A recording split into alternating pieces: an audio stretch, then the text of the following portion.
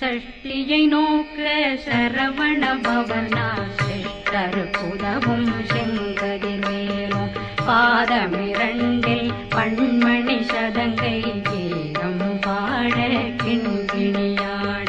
சஷ்டியை நோக்க சரவண பவனார் சிஷ்டருக்குதவும் செங்கதிர்வேலும் பாதமிரண்டில் பண்மணி சதங்கை கீதம் பாட கிண்கிணியாட